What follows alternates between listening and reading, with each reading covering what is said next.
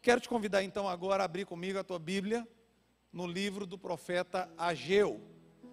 Hoje é a última mensagem dessa série de 4 mensagens que a gente vem compartilhando aqui durante esses domingos.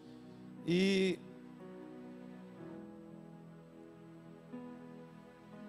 livro do profeta Ageu, capítulo de número 2, do verso 20 ao verso de número 23. Amém? Todos encontraram Ageu aí? Está na Bíblia, irmão. Verso de número 20. Veio a palavra do Senhor segunda vez a Ageu, ao 24º dia do mês, dizendo: Fala a Zorobabel, governador de Judá: farei abalar o céu e a terra, derribarei o trono dos reinos e destruirei a força dos reinos das nações. Destruirei o carro e os que andam nele, os cavalos e os cavaleiros cairão, um pela espada do outro. Naquele dia, diz o Senhor dos Exércitos, tomar-te-ei, ó Zorobabel, filho de Salatiel, servo meu, diz o Senhor, e te farei como um anel de selar, porque te escolhi, diz o Senhor dos Exércitos. Mantenha aberta a tua Bíblia, por favor, e feche seus olhos mais uma vez. Pai, nós te bendizemos mesmo, porque é bom poder louvar o teu nome, como nós o fizemos desde o momento que adentramos por essas portas. E, ó Deus, e somado a esse momento de louvor, há um desejo no nosso coração que o Senhor, que nos fala através da tua palavra, continue nos falando nessa noite. Retira, ó Deus, desse lugar qualquer pensamento, sentimento que possa tentar roubar o lugar da tua palavra, para que ela possa, Senhor, ó Deus, habitar em nossos corações, seja aqui ou através da transmissão. Que ambientes como esses sejam lugares propícios para ouvir claramente a tua voz. É assim que nós oramos, é assim que nós te louvamos, agradecemos, no nome santo e poderoso de Jesus. Amém e amém. Sabe, queridos, há poucos dias eu lia uma matéria, e essa matéria ela falava justamente a respeito da necessidade que o ser humano tem de sentir seguro. A insegurança tem sido um ambiente propício para mudanças geográficas. Tem pessoas que têm buscado morar em outro lugar, e um dos fatores que mais tem contribuído com isso é a falta de segurança no lugar. Não tem nada tão ruim quanto você se sentir inseguro, porque quando você está inseguro, você não dorme bem. Quando você está inseguro, você não fica em paz em nenhum momento. Quando você está inseguro, você não sabe onde entrar, você tem medo de onde você vai entrar. Você viver inseguro, isso é terrível, isso rouba o seu sono. A insegurança é um grande inimigo da paz. É por isso que a gente vai vendo lugares que acabam sendo mais atrativos, justamente por esse fator. O fator segurança. O fator segurança, ele é crucial para a nossa vida. E, ao mesmo tempo, quando nós falamos de segurança, nós atrelamos essa segurança também àquilo que a gente consegue ver diante dos nossos olhos. Porque não adianta alguém dizer para você que um ambiente é seguro, você precisa sentir que é seguro. Não adianta alguém dizer assim, não, lá é seguro, você precisa comprovar essa segurança. E muitas vezes essa segurança, ela é comprovada por elementos externos que você vai vendo, vai dizendo, uau, sim, é seguro esse ambiente. Esse ambiente é seguro para a gente ficar tranquilo, eu não preciso ficar aqui olhando o tempo todo para trás, e pensando como é que eu vou fazer, e como é que eu vou andar assim. Eu lembro de uma ocasião que, em uma das viagens ainda, enquanto pastoreava no campo missionário, e eu vim ao Brasil em 2013, inclusive na ocasião cheguei a pregar nessa igreja, na Central de Vitória, naquela ocasião.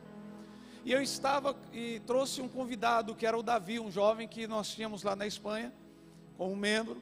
E eu dizendo a ele: Davi, eu estou indo ao Brasil, você quer ir comigo? Fiz com o Rodrigo, quer ir comigo? Ele falou: eu quero, pastor, eu vou. Mas eu pensei que ele estava brincando, e no final ele decidiu vir. Mas os familiares do Davi colocaram na cabeça do Davi: pelo amor de Deus, lá você tenha cuidado, porque o Brasil, qualquer coisa já te pega assim, vê que você é estrangeiro, corta os pedaços, leva você para um canto lá e depois você desaparece do mapa. E o Davi veio, e quando a gente chegou, nós estávamos no Rio de Janeiro, chegamos no Rio de Janeiro, depois eu peguei e fui para Petrópolis, para a base missionária AGMIL. Naquela ocasião eu preguei lá na central de Petrópolis, a convite do bispo Rames, na altura pastor, lá na igreja. E eu me recordo que com o Davi, nós fomos andar no centro de Petrópolis, e é uma cidade tranquila, diante de outros panoramas que nós temos. E o Davi andava e olhava assim, e andava e ficava, e olhava, e toda hora ele colocava a mão. Eu falei: meu Deus do céu, o que está acontecendo com o Davi? O Davi, eu estou preocupado com o Davi. Eu falei: Davi, o que foi, Davi? Ele falou: pastor, porque assim, minha família, todo mundo me falou que aqui é um lugar inseguro, todo mundo contou que aqui é um lugar inseguro. Eu falei: Davi, relaxa, Davi, também não é para tanto não, calma, moço, você está num lugar seguro. O problema é que o Davi levou isso tão a sério que em uma das últimas agendas eu fui a São Paulo. E em São Paulo eu levei ele lá no central de São Paulo, e nós fomos na 25 de março. Quem conhece a 25 de março sabe. Davi já estava tão relaxado que ele pegava o celular e estava todo o tempo. E eu: Davi, pelo amor de Deus, não. E ele: pastor, é seguro ou é inseguro? E eu disse a ele: Davi, não, filho, calma, assim não. Ele já estava tão relaxado, tão tranquilo. O certo é que os dias aqui, diante do que ele viu, ele não viu ninguém sendo assaltado, ninguém morto. Aquilo trouxe para ele também uma sensação de segurança. Porque, irmãos, essa última porção desse texto, eu queria muito que você saísse daqui hoje com esse fechamento de mensagem para a tua vida, e que toda insegurança seja lançada por terra, e que você seja uma pessoa que saia daqui seguro na insegurança, seguros na insegurança. Sabe, o panorama aqui, e quem está acompanhando as mensagens sabe aquilo que a gente já contou de contexto histórico. O povo aqui agora está no processo da reconstrução da cidade, do templo. E o povo agora, diante de todo o panorama, com Dario agora no trono, mas mesmo assim, o assumir do trono do rei Dario aqui foi um assumir ainda em um panorama muito inseguro. Recursos não vieram como era esperado. Povo samaritano sendo, de certa forma, uma ameaça e oposição. Então, trazia uma certa insegurança para aquele povo, e dizer assim: como é que a gente vai construir em paz? Como é que a gente vai reconstruir em paz? Como é que a gente vai caminhar em paz agora, no meio de muitas coisas que têm acontecido? Ainda havia uma certa insegurança. Mas agora é um tanto diferente essa porção do verso 20 ao 23. Sabe por quê, irmãos? Porque se por um lado Deus estava todo o tempo usando o profeta Ageu para falar ao povo, para falar àqueles que estavam colocando os tijolinhos e fazendo a obra, agora vai vir uma palavra agora exclusivamente a Zorobabel. Não haveria sequer razão para ser compartilhado esse texto aqui para a gente, se a gente olhasse bem qual era o projeto. Porque aparentemente o projeto era reconstrução. Sabe, irmãos, mas se trata muito mais que construção. É por isso que essa passagem se encontra aqui. Eu me lembro de uma ilustração que alguém dava, dizendo de um menino brincando na rua, e ele passando próximo a uma obra, e quando ele está passando próximo a uma obra, ele vê 3 ajudantes trabalhando ali. E aí ele chega perto e diz: ô moço, o que você está fazendo aí? E um deles diz assim: ah, você não está vendo? Eu estou fazendo massa.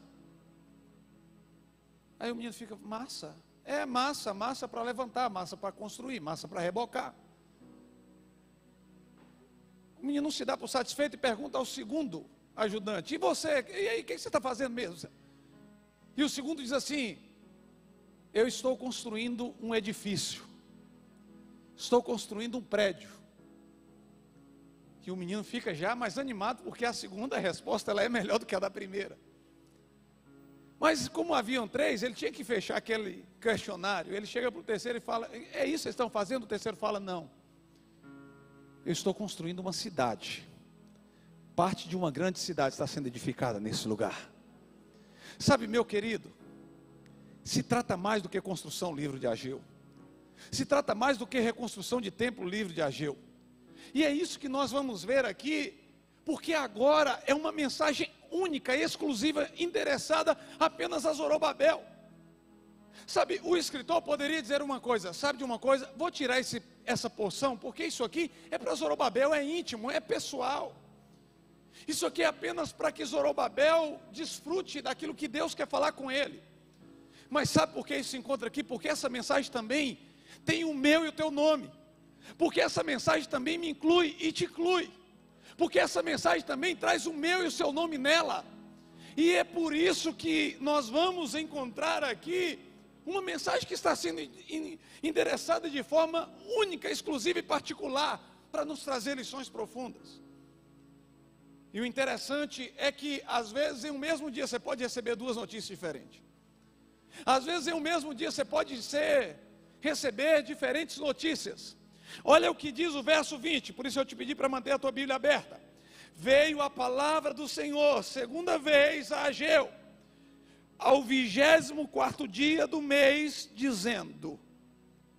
Sabe, irmão, está no mesmo dia. Se você observar o que diz a versos anteriores aí, lá no verso 17, está dizendo que naquele mesmo dia o profeta então termina de falar com o povo, mas Deus usa o profeta e fala: não, você tem uma mensagem para Zorobabel, volta lá para falar com Zorobabel, você precisa falar com o governador de Judá, você precisa falar com esse homem, essa mensagem precisa vir para ele. Talvez você venha nessa noite aqui, sabe com que pensamento? Eu preciso ouvir a voz de Deus nessa noite, eu preciso tomar decisões a partir da voz de Deus. Eu quero dizer para você, você veio no lugar certo, porque eu creio no Deus que ainda fala a partir da sua palavra. Você está assistindo o culto certo, porque Deus ainda fala a partir da sua palavra. Aleluia, louvado seja Deus. No mesmo dia vai vir essa palavra aí. Por quê, irmãos? Porque Deus quer mostrar para Zorobabel, para mim e para você uma coisa muito importante: que Deus tem domínio absoluto sobre todas as coisas. Que Deus tem domínio absoluto sobre todas as coisas. Olha o que está acontecendo aqui.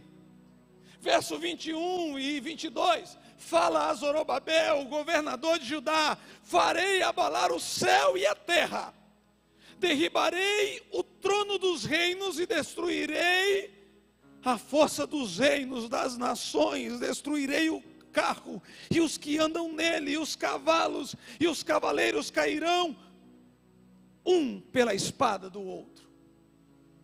Sabe, irmãos, Deus está dizendo para Zorobabel aqui: olha, diante do cenário, vocês são poucos, vocês vão se ver amedrontados para reconstruir algo. Diante do cenário vocês podem se sentir acovardados. Diante do cenário vocês podem sentir atemorizados, com medo. Diante do cenário vocês podem sentir que qualquer momento vem um outro furacão por aí e derrubam vocês. Vai vir por aí algum outro reino e vai dominar vocês. Diante do cenário vocês podem sentir inseguros, porque quem é agora o povo de Israel? É um povinho pequeno lá no meio do Oriente. Quem é Zorobabel nessa história lá, no contexto geopolítico? Ninguém, gente. Ele não era nem sequer um rei legítimo sobre o povo de Israel, porque não era uma nação novamente. Era apenas um povo que estava à sombra de um cativeiro e que agora estava em um processo de reconstrução. Quem é aqui Zorobabel? Não é ninguém na fila do pão, não é nenhum rei, não tem uma unção sobre a cabeça dele. Quem era aqui esse pequeno povo que ficou para reconstruir, gente? Era praticamente nada, era um zero à esquerda diante dos povos que estavam ao redor. Sabe, Deus está dando uma palavra porque sabia que mais tarde, esse mesmo império babilônico que vai ser governado pelos persas, mais tarde os gregos vão assumir, e por último os romanos vão subjugar todos os povos. E quando você lê a Bíblia no Novo Testamento, você vai encontrar lá o governo de Roma dominando. Sabe, esse povo está dizendo assim: como é que a gente pode ser um grande povo? Como é que a gente vai ser um grande povo? Não tem qualquer esperança para a gente ser um grande povo. Mas Deus está dizendo: olha, sabe de uma coisa? O domínio total e absoluto está nas minhas mãos. Pode levantar qualquer reino, pode levantar qualquer reino, mas o reino que vai prevalecer é o reino de Deus. Não é reino humano, não é reino do homem, não é reino que o homem impõe, não, é o reino de Deus. É o reino de Deus. Sabe, Zorobabel está precisando dessa. Imagina no finalzinho de vendo o povo trabalhar e vem palavra para o povo, e Zorobabel está esperando receber uma palavra. E viu uma palavra justa ao coração de Zorobabel, dizendo: olha, deixa os reinos se levantar, porque eles são comigo. Continue o processo de reconstrução, porque o reino que prevalece é o meu. Não tem reino que se estabeleça diante de mim que vai ser reino suficiente. Ah, vocês viram os babilônicos, vocês viram os persas, vocês verão os gregos, vocês verão os romanos, ainda assim é o meu reino que prevalece por todo sempre. Não tem agenda ideológica nesse tempo, irmãos. Não tem perseguição contra a igreja de Deus nesse tempo que possa resistir, porque o que vai resistir é o reino de Deus. É o reino de Deus. E Zorobabel então vai receber uma palavra clara dizendo: olha, quem tem o domínio absoluto, quem tem o domínio absoluto aqui, sou eu. Quem tem o domínio absoluto sou eu, irmãos. Eu imagino, enquanto eu repassava essa mensagem, o Senhor me trouxe à memória um texto de Isaías, capítulo de número 40, verso 15, não precisa abrir a tua Bíblia. Eis que as nações são consideradas por ele como um pingo que cai de um balde, ou como um grão de pó na balança. As ilhas são como um pó que se levanta. Sabe, o que Deus estava dizendo a Isaías é o mesmo que Deus está querendo que esse povo tenha a sensação. Você imagina, você que faz a limpeza de casa, seja homem ou mulher, não tem problema não, viu, homem?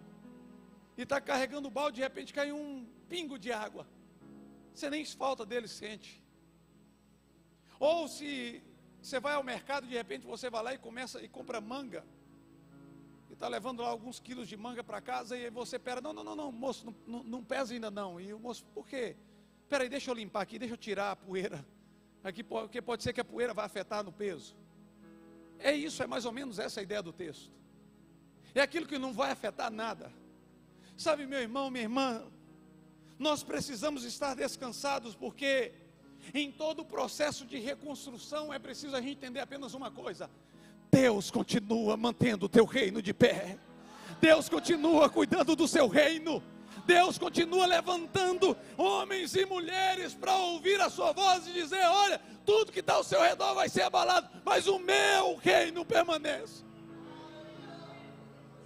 Sabe, Deus está dizendo para esse povo: não foi por acaso vocês chegaram até aqui, não.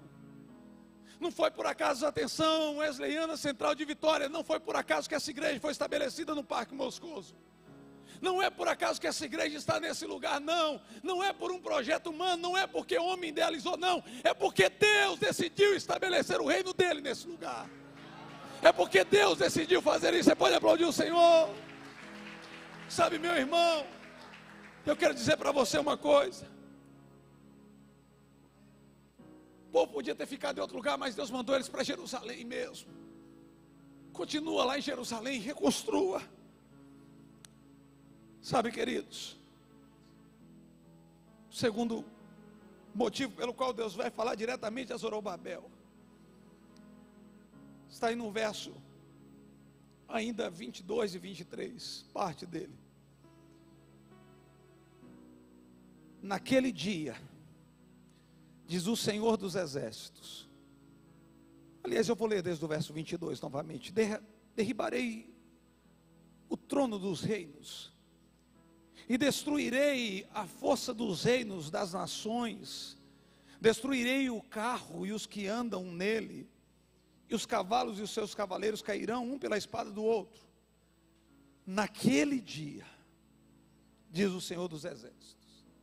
Sabe, essa expressão aqui é uma expressão messiânica que está se estabelecendo.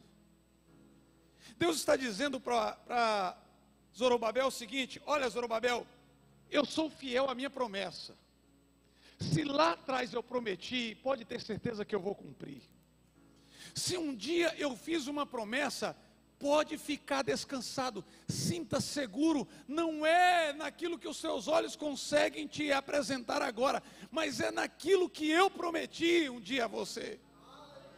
É aquilo que um dia eu prometi a você que iria realizar. Pode passar os tempos. Lembra que quando Jeremias profetizou e estava dizendo ao povo: olha, construam casas, casem, cultive a terra, se estabeleçam nesse lugar, mas vai chegar um tempo, 70 anos vão passar e vocês serão liberados do cativeiro. Vai chegar um tempo, eu vou restituir novamente essa nação, e ela será uma nação. É por isso, meus irmãos, que em 1948 e logo 1949, a ONU vai sentar e vai decidir novamente devolver a Israel o título de Estado. Sabe por quê? Não é porque um brasileiro foi lá e deu um voto de Minerva, não. É porque Deus cumpre a sua promessa. Sabe, meu querido, Deus há de cumprir cada promessa que Ele fez nesse lugar. Deus há de cumprir cada promessa que Ele fez à tua vida. Deus há de cumprir cada promessa que Ele fez à minha vida. Sabe por quê? Não é porque eu mereço, é porque Ele é Deus. Não é porque há em nós qualquer merecimento ou mérito, nós já falamos isso. É porque Ele é Deus. E Ele tem prazer em cumprir a sua promessa. É por isso que nós confiamos em Deus, irmãos. É por isso que nós colocamos a nossa vida nas mãos de Deus. É por isso que a gente ora e coloca a nossa casa nas mãos de Deus. É por isso que a gente para e coloca os nossos sonhos nas mãos de Deus. Porque se tem alguém que é capaz de cumprir fielmente, é Deus. Sabe, os homens podem fracassar nas suas promessas. Talvez você pode estar dizendo assim: mas se depois, assim como o povo talvez estava pensando aqui, mas agora a gente está se fortalecendo um pouquinho, se daqui a pouquinho vier outro povo aqui e nos atacar, se daqui a pouquinho novamente acontecer um movimento que possa tentar derrubar e destruir os projetos, se daqui a pouquinho acontecer isso ou aquilo na igreja, se daqui a pouquinho a gente está estabelecendo agora um projeto aqui na Central de Vitória, aí vem agora e muda tudo, sabe? Meu irmão, deixa eu te falar uma coisa. Não coloque a tua fé e a tua confiança em promessa humana. Coloque a tua confiança e a tua fé nas promessas que Deus tem para você. Porque são elas que não falham. Elas não falham jamais. O pastor Cadu pode te falhar, qualquer um dos pastores pode te falhar, qualquer um dos teus irmãos pode te falhar. Governos falham, homens falham, mulheres falham, mas Deus cumpre a sua promessa. Aleluia. Oh, aleluia. Louvado seja o nome do Senhor. Louvado seja o nome do Senhor. Sabe, eu estou caminhando aqui agora para o último ponto dessa mensagem. Irmãos, glória a Deus.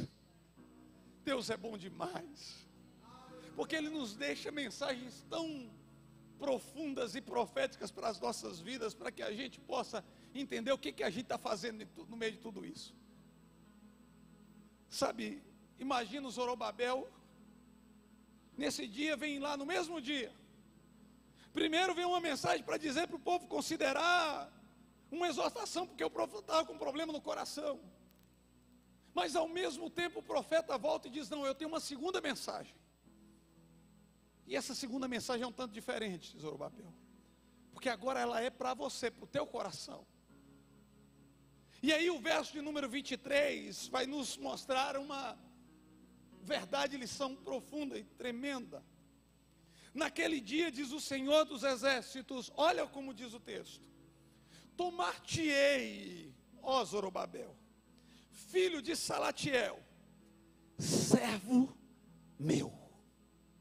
Servo meu. Algumas versões diz meu servo. Diz o Senhor: eu te farei como um anel de selar, porque te escolhi, diz o Senhor dos Exércitos. Sabe, queridos, em nenhum momento, em nenhuma das mensagens, em nenhuma das profecias, em nenhum dos anúncios que fora feito ao povo, tem tal expressão como agora é dita a Zorobabel: meu servo. Se por um momento o Senhor estava falando esse povo, se por um momento o Senhor está dizendo aquele povo, mas agora a Zorobabel, a Bíblia vai dizer meu servo. E é interessante, irmãos, que se você ler o livro do profeta Isaías, a partir do capítulo 40, que é a mini Bíblia do Antigo Testamento, até o final de Isaías, você vai encontrar várias vezes a expressão meu servo, meu servo, meu servo. Sabe por quê, meu irmão?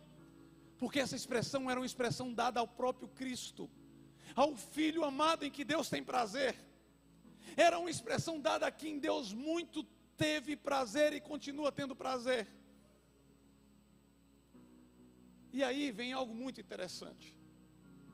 Davi, quando recebe uma promessa de Deus, de estabelecer um reino, Deus vai fazer para Davi uma promessa que não faltaria um herdeiro da linhagem sobre o trono.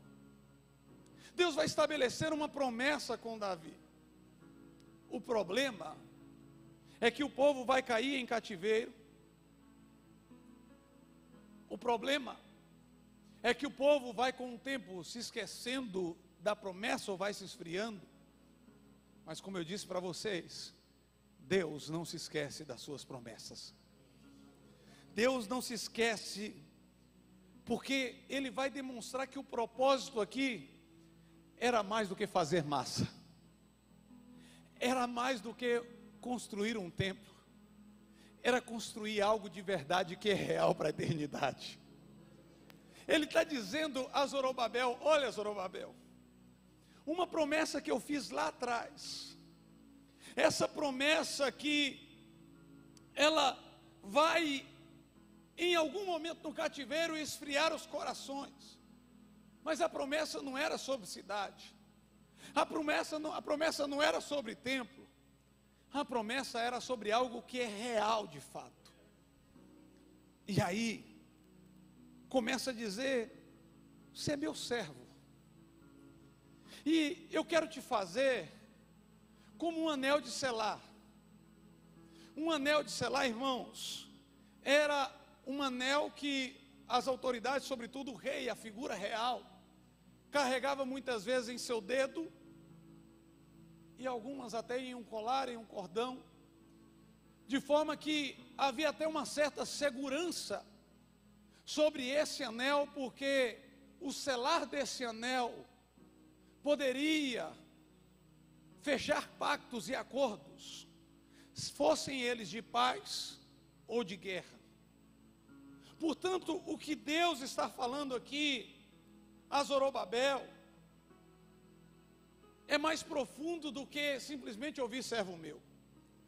Está dizendo: olha, você tem um papel nessa missão, Zorobabel. O seu papel nessa missão é que eu quero cumprir através de ti mais do que a reconstrução. Sabe por quê, irmãos? Talvez você vai dizer aqui quando eu fechar essa mensagem, e se você não conhecia ou não conhece todo o contexto histórico, você vai dizer: mas o pastor Cadu pregou tanto e não foram eles que reconstruíram o templo? Vamos lá, 1, 2, 3, vai ficar bonitinho. Eu vou falar e vocês vão falar, ah, tá bom, me ajuda. Gente, eu queria dizer para vocês, não foram eles que reconstruíram o templo. É assim mesmo. Não foram eles. O templo vai ser reconstruído mais tarde. Mas ainda assim, a mensagem vem para eles para dizer, vale a pena ser parte agora. Vale a pena cumprir o seu papel agora. Vale a pena estar colaborando agora, André. Vale a pena estar colaborando agora, porque mais tarde vai ficar sendo conhecido. E nos anais da história vai estar o meu e o teu nome como parte da reconstrução da história. Aleluia. Aleluia. Sabe, Deus está dizendo aqui, olha. E aí, irmãos, é interessante porque se você lê em Jeremias capítulo 22, 24, diz assim, olha, tão certo como eu vivo, diz o Senhor, ainda que Jeconias, filho de Joaquim, rei de Judá, fosse o anel de selo da minha mão direita, eu dali o arrancaria. Sabe, no contexto aqui que Jeremias está falando, é um contexto onde o povo está agora recebendo uma palavra dura, que iria ser levado ao cativeiro. Mas enquanto eu preparava essa mensagem, buscando ainda dentro elementos, sabe, falei, Zorobabel não é qualquer camarada nessa história. E aí, eu fui à genealogia de Jesus, lá em Mateus capítulo 1, lá no verso 13 e 14, e no verso 13 e 14, você vai encontrar lá, dentro da genealogia, qual é a origem de Zorobabel. E Zorobabel não é nada mais, nada menos do que neto de Jeconias. Alguns também o chamavam de Joaquim, por mais que é o seu pai que é chamado de Joaquim. E a Jeconias aqui é o último rei legítimo que vai reinar em Judá antes do cativeiro. Porque depois, quando Nabucodonosor leva cativo o povo, vai colocar lá um fantoche. Esse daqui vai ser só um fantoche.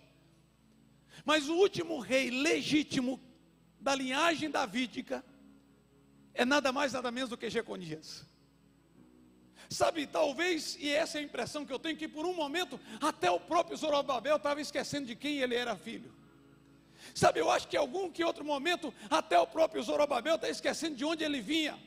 Eu quero dizer para você uma coisa, meu irmão, minha irmã, nunca se esqueça de quem você é filho, nunca se esqueça de quem te faz promessa, nunca se esqueça da tua origem, nunca se esqueça da linhagem celestial que você ganhou.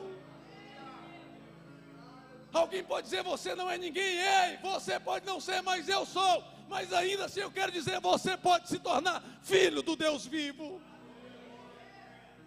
Sabe, Jeconias, avô de Zorobabel, agora nesse momento, certamente Zorobabel está pensando assim, rapaz, eu tinha me esquecido até de quem eu era. Eu posso não ser ninguém aqui na ótica humana, todos os homens estão olhando para a gente, está dizendo assim, esse povinho não vai dar certo, esse povinho não vai adiante, esse povinho não vai avançar, eles não têm recurso suficiente, está faltando para eles aqueles elementos que a gente tirou deles, mas eu quero dizer para você uma coisa, Deus mandou o profeta ir ali naquele lugar, para dizer, olha Zorobabel, pode faltar tudo, mas não vai faltar a minha promessa sobre a tua vida. E é a minha promessa que está te garantindo, a minha promessa que está te fazendo como um anel de selar. Eu quero te usar para que você seja nesse tempo um agente dos céus, meu irmão, minha irmã. Nós temos a oportunidade de sermos agentes do céu nesse tempo. Você quer ser agora alguém parte da reconstrução? Se encaixe no teu lugar como filho e filha de Deus. Volte amanhã para o trabalho dizendo, olha, eu sou filho e filha de Deus e vim aqui para anunciar que tem um Deus que também quer ser teu pai. Eu vim aqui para anunciar que Ele também quer ser o teu pai. Eu vim aqui para anunciar que tem uma grande obra e você pode participar dela. É isso que Deus está fazendo. Deus está mandando o profeta ir até Jerusalém para garantir que a escolha parte dele. E ele se coloca aqui como o Senhor dos exércitos. O povo não tinha sequer ainda qualquer força bélica. O povo não tinha ainda qualquer armamento suficiente diante de qualquer ataque iminente, até mesmo porque nem era uma nação constituída. Mas Deus está dizendo: olha, eu sou o Senhor dos exércitos. Quando vier as tuas batalhas, eu sou o Senhor dos exércitos. Quando vier as tuas guerras dentro de casa, eu sou o Senhor dos exércitos. Quando você estiver enfraquecido, eu sou o Senhor dos exércitos. Quando você estiver entristecido, eu sou o Senhor dos exércitos. Quando você estiver desanimado, eu sou o Senhor dos exércitos. Quando você se sentir inseguro, eu sou o Senhor dos exércitos. Quando você sentir medo, eu sou o Senhor dos exércitos. Eu sou o Senhor dos exércitos. Eu sou o Senhor dos exércitos. Queria convidar aqui o ministério de louvor. Aleluia, louvado seja Deus. Louvado seja Deus. Aqui eu fecho, meu irmão. Sabe o que Deus tem contigo? É mais do que uma reconstrução. É mais do que um edifício. O que Deus quer fazer com você é dizer: olha, eu quero te colocar no seu lugar de filho, para você entender a promessa que eu tenho com você.